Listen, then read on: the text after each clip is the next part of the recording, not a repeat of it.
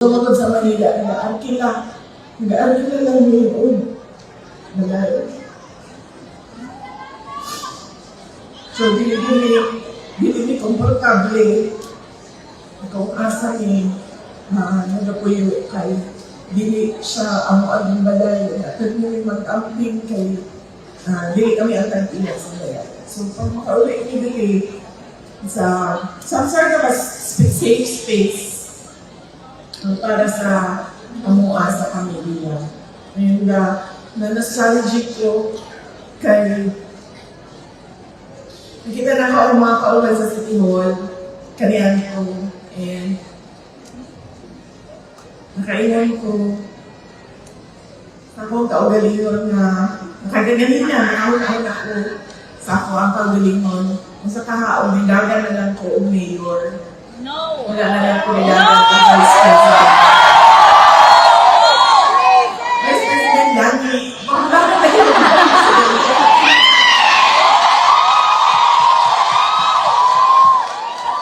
President na! President na! Okay na lang pagdagan sa presidente ng kasinabot na taanan. Okay kayo! Go!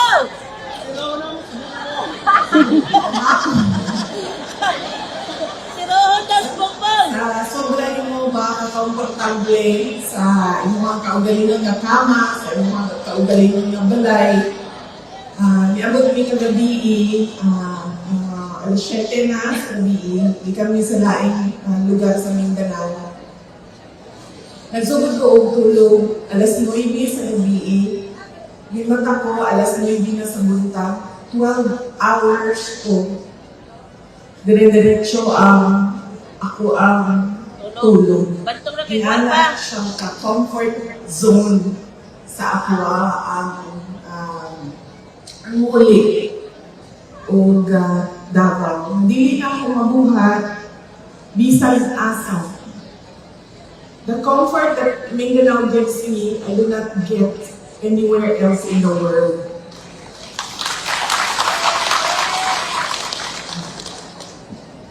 Kagahapon, naami sa nihapit ko yung Cagayan de Oro, pero kadyot lang kaayo, wala na nanigawas sa Nagindingan Airport.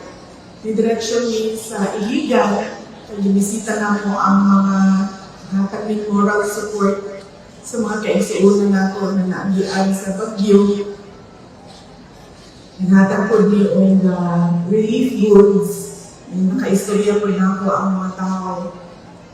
Totoo man ni direksyon ni sa Lanusa, sa Surigao del Sur.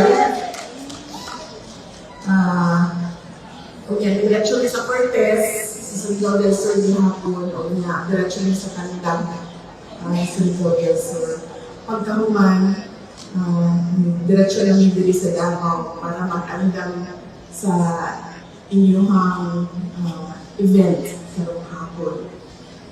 Ako ang tatong mag-andam, pero murag kamo ang nakapangandam, ako ang nakuratan sa inyong tanan. Excited lang na! Pag sulod na ako dito ganina sa hallway, galihan kayong nagulat sa ako, daghan ang paabot sa ilang suporta. Isa po na, dungan na ako mapagpasalamat. Kanina lang ingon ko, salamat kayo sa inyong imbitasyon. Tungod kay trabaho mo, sugod itong nag-resign ko sa Department of Education. Samot na itong nag-declare ko na magdagdag ko o president. Yes! Kaayo ang nag-cancel o ilang mga imbitasyon sa ako. Tungod kay dili daw sila gusto na